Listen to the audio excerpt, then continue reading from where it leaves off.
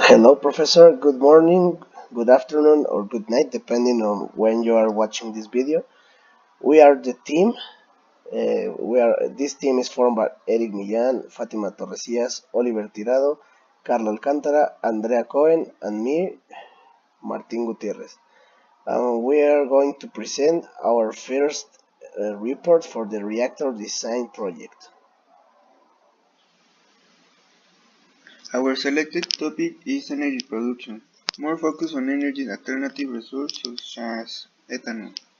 It is used as additive in gasoline to reduce pollution and increase efficiency. Also, it is believed to be the first in line to substitute gasoline as fuel for urban vehicles. As of today, ethanol has three different ways to be produced. The first one, and the ancient one, is ethylene hydration.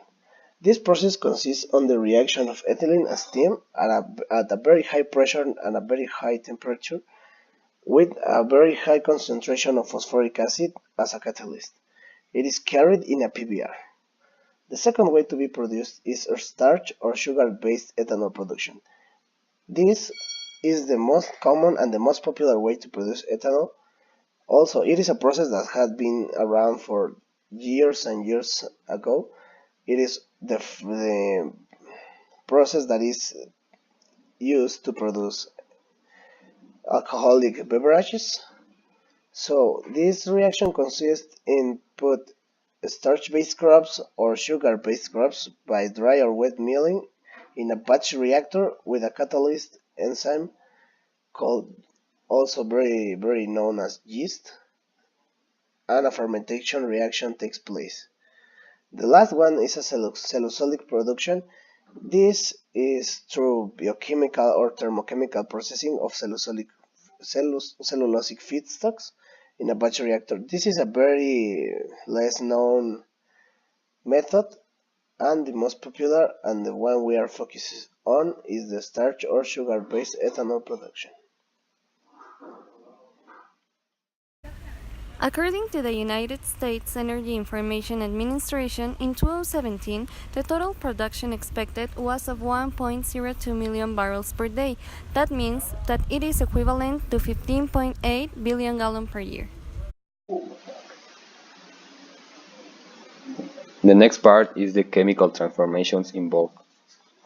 We have two reactions that are occur inside of the reactor.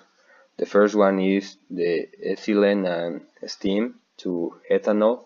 The conditions of this reaction are temperature from 250 to 300 and pressures from 70 to 80 atmosphere.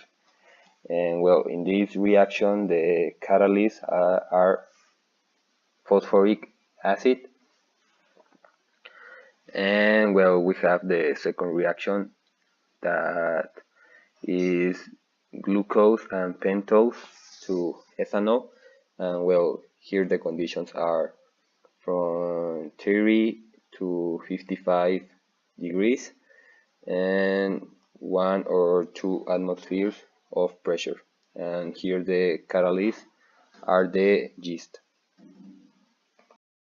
The price for the reactants needed are 0.25 per kilogram of glucose, 283 per ton of corn, 658 per ton of sugarcane, and 1 per gallon of distilled water. For the catalyst used, that is yeast, the price is 2 per kilogram. Side reactions. Secondary fermentation metabolites using SRVCA, producing some compounds in a very small concentration, higher alcohol, polyols, esters, organic acids, vicinal decatones, and aldehydes. For this process, we will use a batch reactor, where the heat transfer will not be an issue because the reaction is slightly exothermic, so the increase in temperature could be considered as negligent, but the temperature should be above the average. And the materials don't have to be special because the reactants do not have high toxicity, reactivity, or any other problem.